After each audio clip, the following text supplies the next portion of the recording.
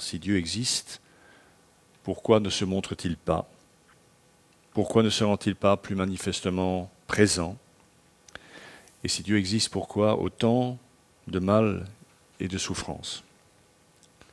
Donc décidément, l'interrogation n'est pas neuve, et même la Bible s'en fait l'écho au travers du prophète Ésaïe, entre autres, qui affirmait déjà avec beaucoup d'assurance en son temps: « Tu es vraiment un Dieu qui te cache, toi le Dieu d'Israël, le Sauveur. » Alors le prophète tentait probablement par ses paroles de trouver des circonstances atténuantes au peuple d'Israël qui, à l'époque, se fabriquait des idoles bien visibles, idoles donc que par définition l'on pouvait voir et toucher. Cette parole serait donc potentiellement une sorte de reproche fait à Dieu de ne pas suffisamment se montrer explicitement. Mais Ésaïe avait également remarqué que l'absence feinte de Dieu revenait à livrer l'homme à ses plus bas penchants. Le Dieu qui se cache est d'ailleurs un thème récurrent dans le livre d'Ésaïe. On fait mention de cette dimension au moins 4 fois dans le livre. En fait, apparemment, chaque fois que Dieu se cache dans le livre d'Ésaïe, c'est qu'il n'en peut plus de voir les horreurs que l'homme commet, et en particulier que son peuple commet. On peut peut-être aller jusqu'à dire que Dieu va se cacher pour pleurer sur ce que l'homme a fait de ce monde. On pourrait donc dire à partir de cette thématique qu'au contraire de ce que beaucoup pensent, l'omniprésence d'horreurs commises par les hommes est une preuve du retrait partiel de Dieu à certains moments et donc aussi de son existence, parce que pour se retirer, il faut forcément que l'on existe.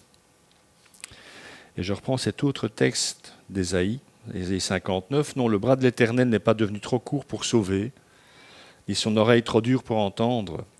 Mais ce sont vos fautes qui ont fait séparation entre vous et votre Dieu, ce sont vos péchés qui vous l'ont caché et l'ont empêché de vous écouter. » Le péché occulte la capacité qu'a l'homme de discerner Dieu. Il n'empêche que cet argument théologico-biblique ne va pas convaincre grand monde non plus. Pas plus sans doute que Jésus lui-même quand il nous dit que celui qui trouve cherche, parce que ça invite l'homme à faire sa partie de chemin pour trouver Dieu, ce que la plupart des hommes ne feront pas parce que cela ne les intéresse pas, parce qu'ils ont d'autres choses plus intéressantes à faire.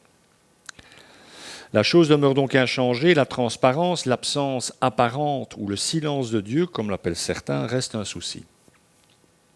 Au Moyen-Âge, vous le savez sans doute, on engageait parfois un avocat dans les procès en canonisation. Je ne sais pas si ça se fait encore aujourd'hui, mais au Moyen-Âge, ça se faisait. Cet homme était supposé trouver des arguments contre la sainteté éventuelle du candidat à la béatification, à la sainteté. Et cet homme était appelé dans ce contexte l'avocat du diable. L'expression vient de là. Il se faisait l'avocat du diable. Là où l'avocat, il est merveilleux, il a fait plein de bonnes choses, il y a même des gens qui le prient déjà, il y a eu des miracles en son nom, l'avocat du diable disait oui, non, ce gars ne mérite pas d'être appelé un saint. C'est le rôle que je me propose de tenir aujourd'hui, avec pour accuser Dieu et son silence assourdissant.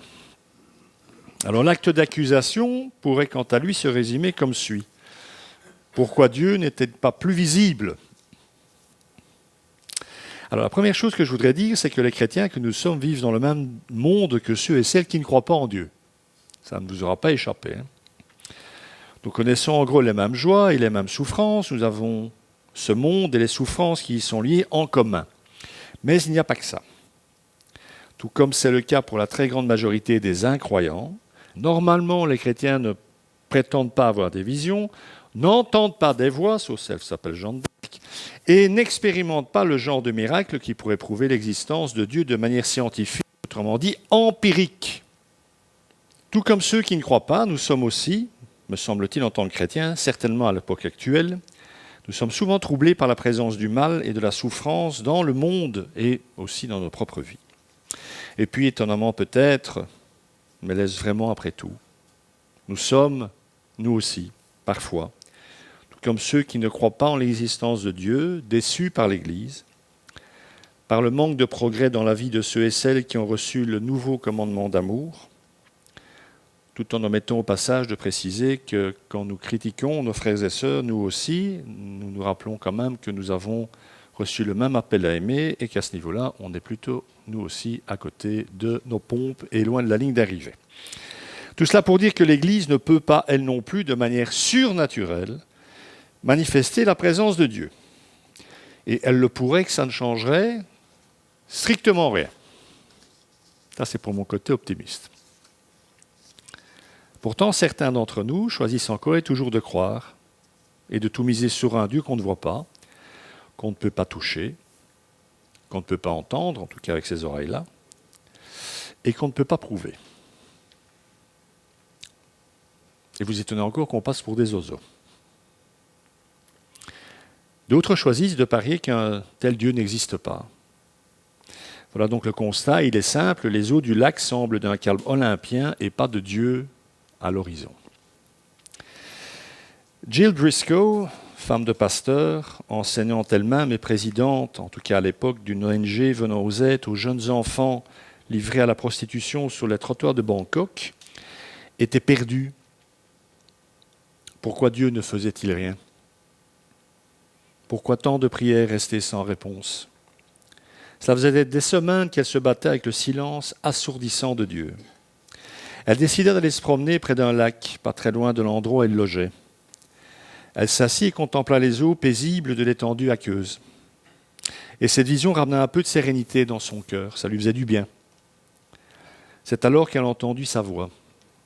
« Jill, oui Seigneur, vois-tu quelque chose bouger à la surface de ce lac ?»« Non, rien Seigneur, c'est le calme plat. » Comme les réponses à mes prières. Paf. « Gilles, crois-tu qu'il y a de la vie en dessous du calme apparent des eaux de ce lac ?»« Bien sûr, Seigneur, ça doit grouiller de vie. » Eh bien, il en va exactement de même dans ta vie avec moi. Ce n'est pas parce que tu ne vois rien ou que tu ne discernes rien que rien ne se passe, que je ne fais rien. Pourquoi certains doutent-ils de l'existence de Dieu ? Alors je pense personnellement qu'il y a au moins 3 raisons à ça. 3 doutes majeurs concernant l'existence de Dieu. Premièrement, j'y ai fait allusion, le manque de preuves. Enfin, il y en a, mais encore une fois. Pour l'exprimer de manière claire, pourquoi n'y a-t-il pas de preuves plus claires de son existence ? Alors, bien sûr, il y a bien entendu, mais celles-ci sont sujettes à caution et à interprétation aux yeux de ceux qui ne croient pas. Il y a des preuves, mais elles ne constituent néanmoins pas des amorces réelles devant mener à Dieu lui-même. On peut citer la création. Paul le dit dans son épître aux Romains. La perfection de Dieu se voit à l'œil nu quand on la considère dans la création. Seulement, il y a des gens qui regardent les arbres et ça ne leur fait pas penser à Dieu. Puis certains préfèrent descendre du singe. C'est une question de choix, ça. Moi, je n'ai pas de problème avec ça. Hein. Moi, je préfère la créature d'un Dieu créateur que descendre d'un singe, quel qu'il soit. Même si on peut parfois connaître des coups de boule aux orang-outans.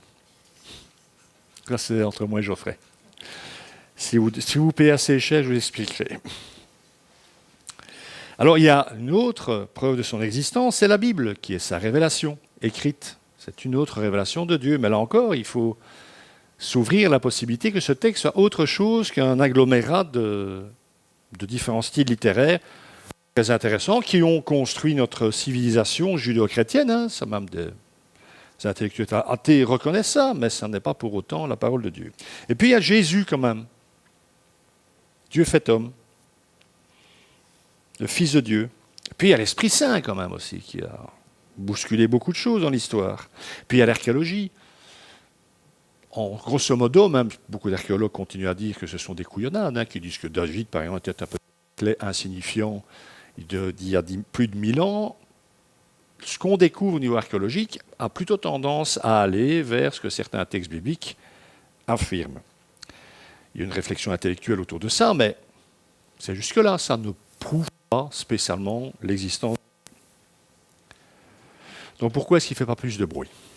Dieu. Si croire en Dieu est la chose importante à ne pas louper durant notre existence, notre passage sur cette terre, pourquoi ne rend-il pas les choses plus évidentes ? Pourquoi, par exemple, n'écarte-t-il pas les nuages et n'écrit-il pas son nom dans le ciel? Vous savez, comme certaines pubs que font certains avions, là. Alors, serait-il timide, introverti? Ou, plus simplement encore, veut-il rester seul? Dieu serait-il un moine du désert?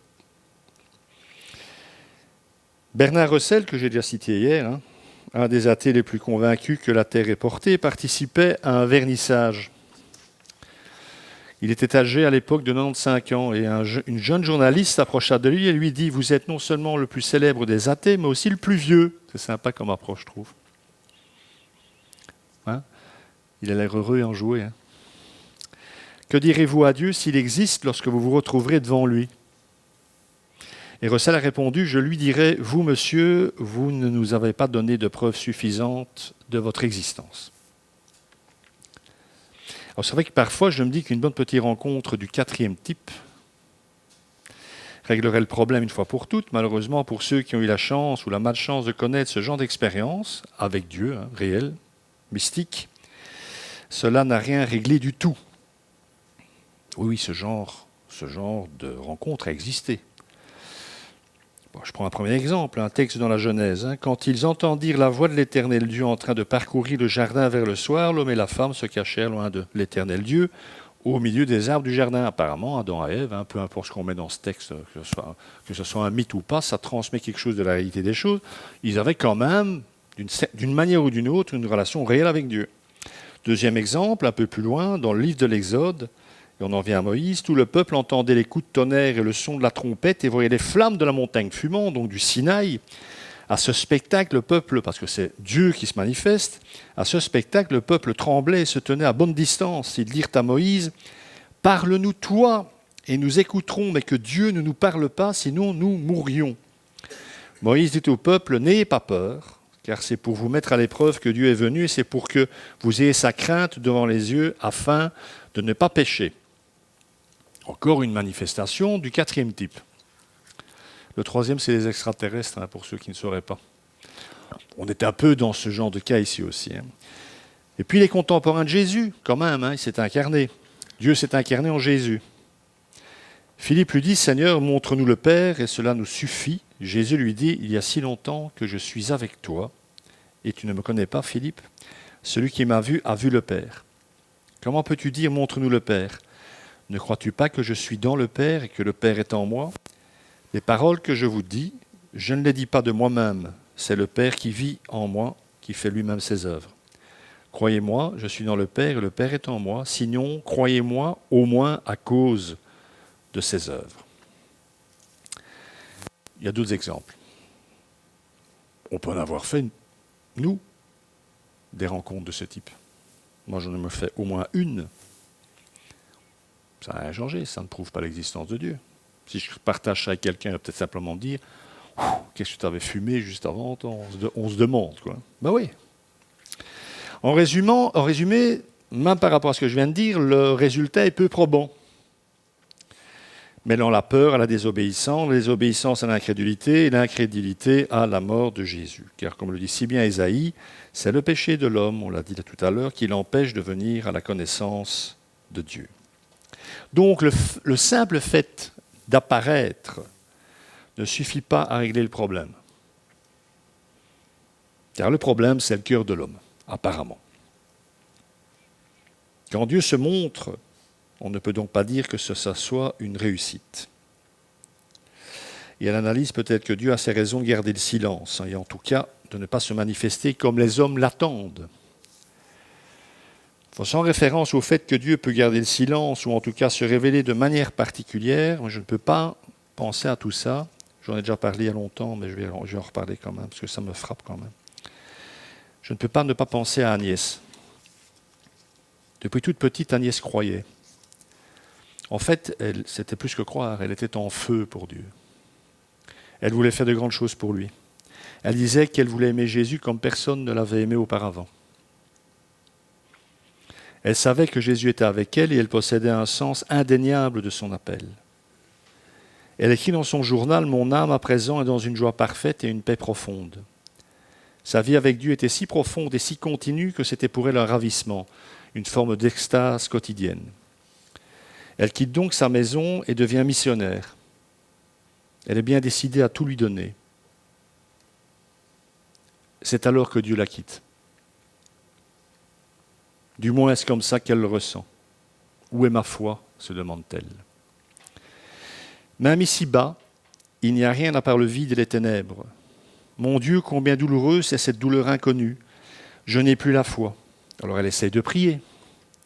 Je hurlais intérieurement les mots des prières communautaires et faisais de mon mieux pour tirer de chaque mot la douceur qu'il avait à donner. Mais ma prière d'unité n'est plus là désormais. Désormais, je ne prie plus. À l'extérieur, elle travaillait, elle servait, elle souriait, mais elle parle de ce sourire comme du masque, un manteau qui recouvre tout.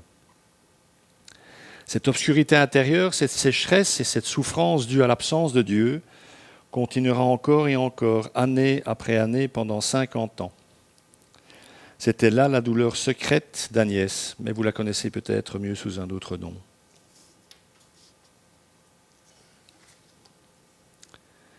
Les lettres qui expriment son tourment intérieur sont restées secrètes durant sa vie et elle avait demandé qu'elles soient détruites à sa mort. Alors, on n'a pas respecté ce vœu puisqu'on les a, mais personnellement, je remercie Dieu qu'elle ne l'ait pas été détruite. Parce qu'une chose étrange s'est passée. Sa volonté de tenir face à de tels doutes a apporté du réconfort et de la force à ceux dont elle prenait soin. Et peut-être même que la souffrance secrète qui était la sienne lui a permis d'être plus proche et plus efficace dans son service auprès de ceux qui souffrent. Toute sa vie durant, elle a été une servante des pauvres et dans son angoisse, elle est devenue missionnaire auprès de ceux qui doutent.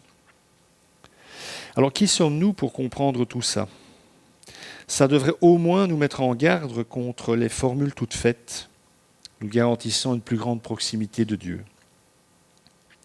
Alors certains, bien entendu, en ont déduit que c'était là la preuve que Dieu n'existait pas.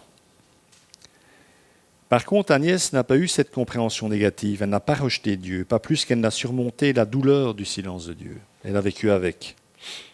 Au contraire, de manière étrange, cette douleur est devenue une partie d'elle-même. En fait, son directeur de conscience, à qui elle ne cachait rien, lui a dit 3 choses qu'elle avait besoin d'entendre, et nous avec, sur ce sujet.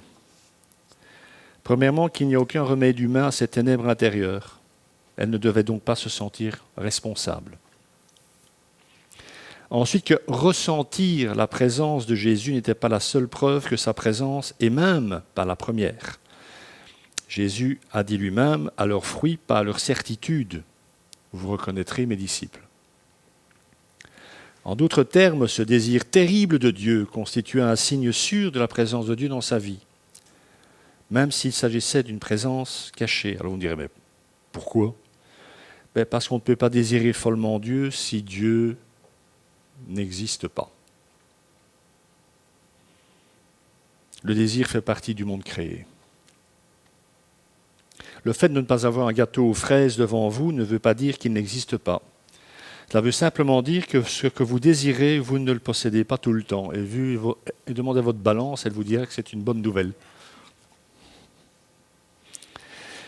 Troisièmement, la souffrance qu'elle connaissait au quotidien pouvait être rédemptrice, porteuse de salut dans le sens où Jésus lui-même a fait l'expérience de l'agonie intérieure provoquée par l'absence de son Dieu. Mon Dieu, pourquoi m'as-tu abandonné ? Elle s'est accrochée à Dieu au milieu de ces ténèbres, tout comme Jésus le fit. Et c'est le moment de citer cette phrase d'Ignace de Loyola, que décidément j'aime beaucoup, le créateur de la Compagnie de Jésus, donc des Jésuites, les ennemis jurés des protestants au XVIe siècle. Ça me fait bien rire ça, mais c'est vrai, c'est comique. Voilà ce qu'il a dit, ce cher Ignace, ne doute jamais dans les ténèbres de ce que Dieu t'a montré dans la lumière. Je répète ça.